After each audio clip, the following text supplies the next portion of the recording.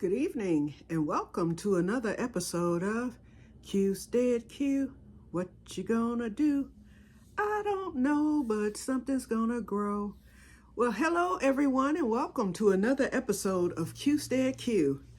I have another review and we have some more reviews coming up, actually. One such review will be next week. For those of you who, like me, are in the colder climates, we suffer from a condition called seasonal affective disorder, or SAD, or SAD as some people call it.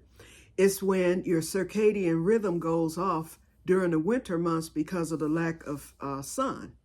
And lots of times we have low vitamin D.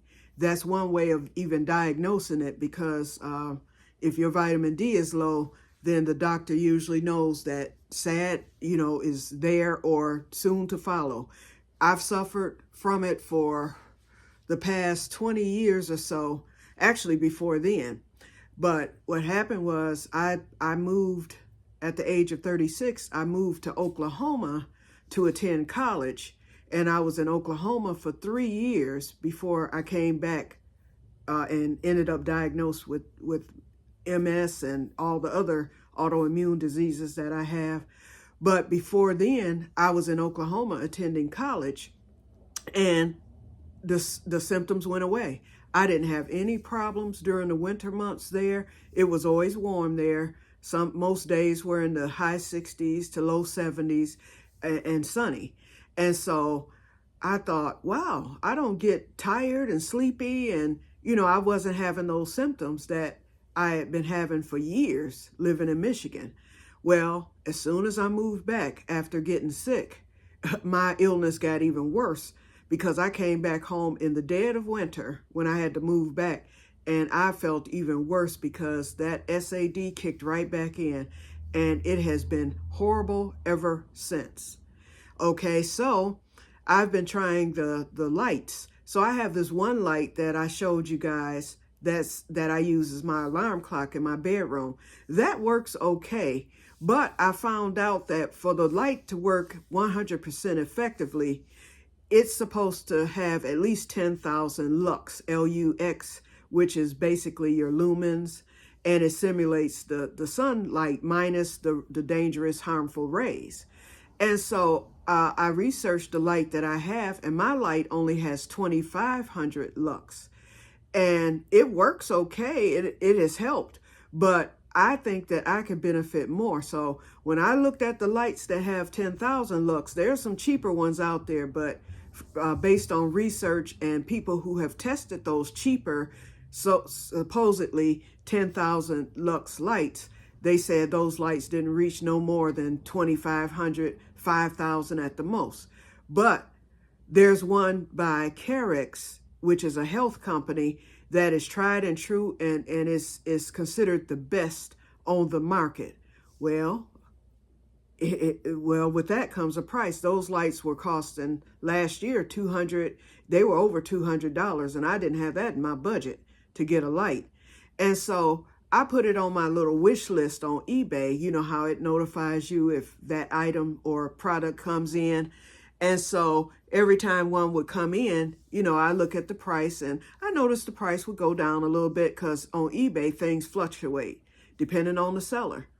Catch one sleeping, and you might get something that's worth $200-300 for $50. And that's what happened with this lamp.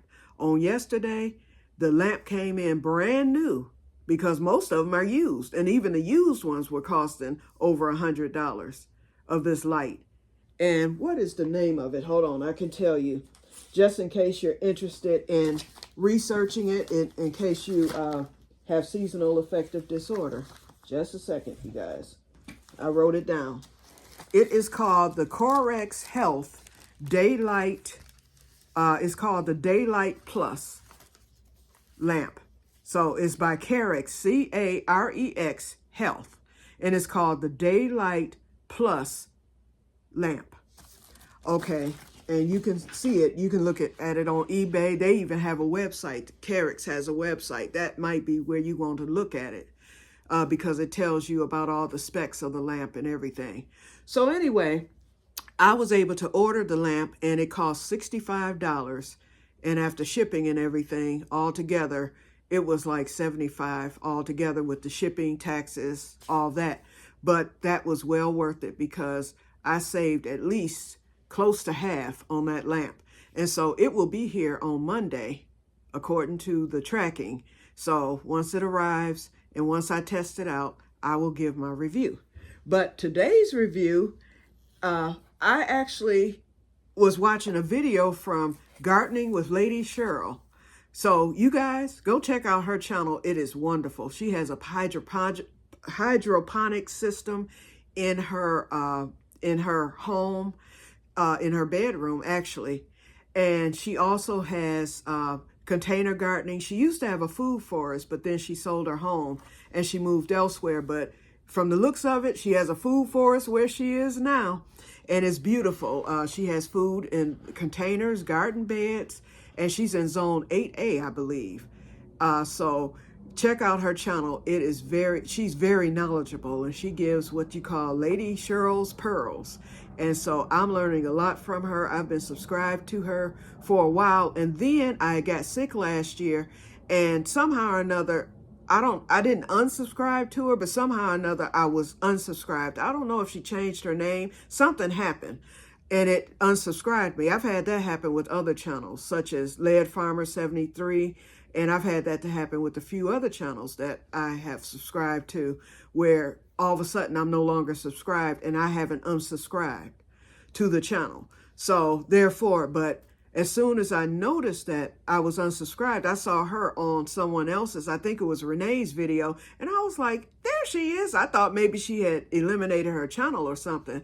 I was like, there she is, and I hurried up and clicked that button, and that was a few months ago. So I've been watching every video of hers ever since. But anyway, she recommended a book the other day when she had a video. And when I saw the video, I said, I'm going to look this book up and get it immediately.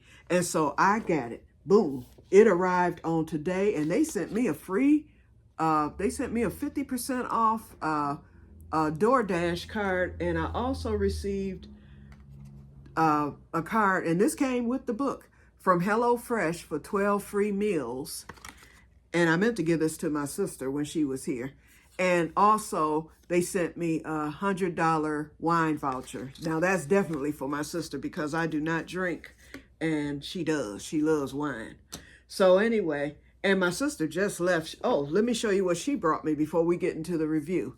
She brought me this grinder right here. And I was like, I have pepper grinder. She was like, oh, you can use that for anything. She's like, if you do your, your sweet peppers or herbs or whatever, she said you can grind it. So it has the fine, the medium, and the coarse on the bottom. So I am going to use this, for things that I need to grind. Probably the peppers, if those grow in, the black pepper. And then she also, she just came from my uncle's funeral in Oklahoma, and they had a layover in Chicago. And at the airport, they had my favorite popcorn, the world famous gourmet popcorn, Nuts on Clark. Now, you guys might have heard of Garrett's popcorn. If you're familiar with the Chicago area, everybody hears about Garrett. Garrett's have nothing on Nuts on Clark. And Garrett's, they just sell, well, they sell nuts and stuff too, but Nuts on Clark, that's their specialty, the nuts. And they also sell the gourmet popcorn. So she got me the mix. And so here it is. So I'm going to enjoy this over the next few days. And I know this is going to, it's going to trigger me into ordering some online. I already know, but that's okay. Ooh, and it smells so good. And so they put it in a box. It's gluten-free. And it's whole grain, very little hulls. Now, Garrett's, we had a Garrett's here. They had opened and then they abruptly closed it down last year, and that made everyone mad. So I'll never buy from Garrett's again, even if they come back, because they claim they're restructuring. No, they're not. They closed and they left. They got all of our money and they left. So I will not be patronizing them ever again. It's Nuts on Clark all the way. Okay, so, and they are online. Pull up nutsonclark.com. Oh, here it is. Here's the website right here, www.nutsonclark.com. You will not be disappointed if you choose to order from them. They have samplers, everything. And it's Christmas time, so you're going to see a lot of specials. And then after Christmas, there will be a lot of specials. And I tell you, you will not be disappointed. Now, Garrett's, I cannot say whether you'll be disappointed or not. Because like I said, their popcorn is full of holes. By the time you get to the bottom of the bag, to the best of it, of course, that's where you run into a million holes. This, you do not. They know what they're doing.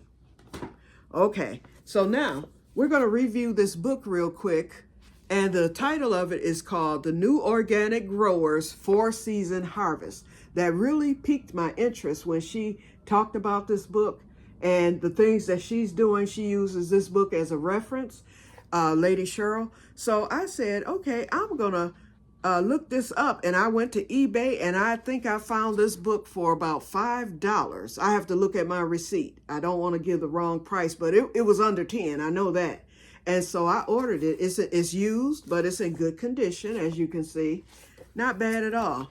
And so I'm not going to cover the whole book, and I haven't read the book yet. I just received it today. But when I looked at the table of content, I said, I can share this as a review video because it really, I mean, this is something just by the table of contents, it might be something that you're interested in and might want to do. And so this covers everything. So I'm going to just read off the table of contents. It's not that many. This book is 200, I believe it's 220 pages altogether. 212 pages. It has an index in the back, and it also has, these are your contents, which are your subtitles, and then it tells you what it's talking about. So we're going to go through this really quick. It shouldn't take no longer than 5 more minutes here. So, number 1, introducing the 4-season harvest. So he shows you how to get started, celebrating variety and seasonality, the inviting garden, the spacious garden, the guilt-free garden, and the organic garden. So those are the topics that he covers in that section. Okay, the second one is the living soil, compost. He covers compost ingredients, building the compost heap dynamics, compost bins, autumn leaves and animal manure. How do you know when it's ready? See, I have that garbage can compost bin outside. I think it's ready because it's full of dirt and compost, but then again, I still see food scraps and stuff in there. So this is going to really help me in knowing whether or not I can use my compost. Finding more ingredients, using compost, and mineral amendments. Very interesting to me, and probably you guys too, because you're avid gardeners like myself. 3, the outdoor garden, planning and preparing. And y'all know I need help because y'all see my backyard. Preparing the garden site, garden microclimate, planning the home garden, garden soil structure, soil aeration, crop rotation, and green manures, whatever the heck that is. I don't think I want to see any green manure, but unless he's speaking of like worm castings and, stuff like that. I don't know. I'm going to find out. Okay, 4, and we only have, it only goes to 9, so we'll be done in a minute. Okay, 4, the outdoor garden, planting and cultivating. So in that, he covers seeds for the 4-season harvest, sowing seeds, transplanting, trellised crops, weeds, garden friends. And in 5, the covered garden, cold frames, and that's me, the greenhouse. Okay, crop protection, the magic box, how the cold frame works, building the cold frames, the cold frame box, the cold frame light, managing the cold frame, winter cold frame crops. And you guys know that I have tomatoes still going, but I'm going to end it all on Saturday. And I also have collard greens, and I'm overwintering those, and I'm also overwintering my eggplant. Watering, direct sowing versus transplanting, starting plants, winter harvest, coping with snow, and cold frames redux. And I want to read my first chapter in this book is going to be on page 88, Coping with Snow, because last year my little cheap greenhouse collapsed. I bought a better one this year, but it's still on the spectrum of being cheap. I shored it up and everything, and as you all know, the plastic on it isn't drum tight like I would have liked or like it was instructed to be. So I stand a risk of collapse this year if we get a lot of snow. So we'll see. Okay, 6, the covered garden tunnels, or the covered garden tunnels, the classic mobile greenhouse, building the backyard mobile tunnel, building the ends, door details, putting on the plastic, daylight and a dollar short, okay? The mobile greenhouse in action. Y'all seen mine in action. Mobile greenhouse potential, modifications for warmer climates or smaller gardens. Temporary tunnel frames. Coping with snow, again. Wait a minute, we just did that. And that's in page 108. So there's 2 coping with snows, one on page 88 and one on page 108. And the complete winter garden, 108. Okay, and 7, we're winding down, the underground garden, root cellars and indoor harvesting, creating a root cellar, controlling the temperatures, controlling the humidity, keeping the root cellar dark, storage containers, other stored crops, really dry storage, the indoor garden, which I'm interested in, although my indoor garden is about to be eliminated. I'll get to that in a minute. Growing Belgian endive, enforcing winter greenery. I think root cellar means like a basement. My last home had a basement, which would have been perfect, but this home doesn't have a basement. Okay, 8, the natural garden, plants and pests. That's why I'm eliminating the winter garden. And 9, the cast of characters, growing tips for 50 vegetable crops. Okay, so this was the appendix. Then we have garden tools, supplies, and their sources. We have an annotated bibliography and an index at the end of the book. Okay, so my indoor garden, the fungus gnats are becoming out of control now. Nothing has helped, not even the sand. Remember, I brought those fungus gnats in when I brought in that strawberry plant as an experiment, thinking that I was going to get a strawberry this winter, and it was full of fungus gnats. I didn't know it, and they have taken off. I've used sand. I've used even the bug spray, which I didn't want to use any type of pesticide, but I had to try to get a handle on the fungus gnats. The only other thing that I'm going to try is, I looked at a video and it said the stuff called neem cake, which has, I guess, whatever the neem oil ingredients contain or whatever, because it's NEEM cakes. So I'm going to get some of that. It looks like a soil, and you're supposed to spread it, and it's supposed to kill fungus gnats on contact. The guy in the video said that it kills the worst infestation. I will order that from eBay because I saw it fairly cheap on eBay. I'm going to order it, and then once it arrives next week, I'm going to put it down, see if it eliminates the fungus gnats. If it doesn't, then what I will do is that indoor garden, which is a self-watering container garden, what I'm going to do is I'll dig the soil out, or either I'll probably just, I don't know how, because I can't lift it. I'm going to have to dig some of that soil out. So I know what I'm going to do. I'm not going to dig the soil out. What I will do is take out the plants. They'll have to be killed off. And then I will take some of my plastic and cover that whole garden. And that will at least entrap the fungus gnats. And it will probably just smother them off. And then when spring comes, then I'll figure out what to do, with that. And hopefully, or I might open the window in the room and let that cold air close off the window and let the cold air kill them off, because that will kill off the fungus gnats too. And then if everything is fine, maybe by midwinter, I can use it for seed sowing for my summer crops, or for transplants. Once my transplants get too big for the seed starting trays, then I can transplant them into that bed, in the self-watering bed, until it's time to transplant outside. Okay, we're at 19 minutes. We're right at my time to end this, so let's wind it up. But before that, Diana, I'm making this is my cousin's prayer shawl that I'm crocheting. I started this last night. I will be done with this by Saturday. I had to go back to Michael's. I was one skein short of the yarn that I'm using. So I'm on row 30, and this calls for 60 rows. She was just diagnosed, so keep her in prayer. She was diagnosed with a health challenge, and is chronic in nature, similar to mine. So please keep her in prayer. And so I told her I would be crocheting her a prayer shawl.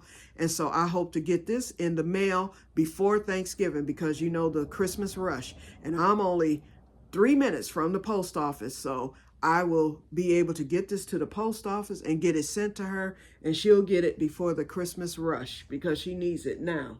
And then I'm also sending her one of my late mother was very religious, and she had a collection of religious scarves. And so I had my sister to come over. We split them up because she had a lot. And we split them up. She came and got hers a few weeks ago, and I told her to make sure that my nieces get some. And so, and then I want to make sure that Barbara, our cousin, gets some, because Barbara spent her summers with us, and she was like a sister to us. My mother was the only one who taught her about Jesus. And so all of that was Barbara's religious upbringing. She got it from my mother, and it has stayed with her to this day. So I have this scarf for her, and I'll probably pick another one, or either I'll take a photo of the scarves that I have, because it's probably over 10 of them, and let her pick out one. I'll take the picture, text it to her, and ask her which one she likes the best. So I have this. So this will cheer her up, because right now she's down because of her illness and everything. We told her, you know, we've got your back, girlie. So if she needs anything, we're here for her. And so just to kick it off, my sister and I prayed over the yarn and the shawl when my sister came this evening, and it will be sent to her, and she will have it next week, just in time for the cold weather. Okay, you guys, so I'm rambling now, so I'm gonna get off, and I hope you enjoyed this video, and I hope that you pick up this book. I think that anyone into gardening, just the subtitles and all that, the index alone, is enough to let me know I will be reading this book. And the retail price new of this book was $17.95, and this book came out in 1992. And I don't think this is a first edition, but so it's an expensive book, but you can go right on eBay and you probably can find this for less than $10. It's a very nice book, and it's a good book. So enjoy. Okay, so just wanted to tell you about that. So we're going to get off from here because I'm rambling, and I will talk to you guys later. I keep trying to cover up because I'm in my PJs, okay? But anyway, you guys have a wonderful evening, and may God bless you all. Talk to you later. Bye-bye.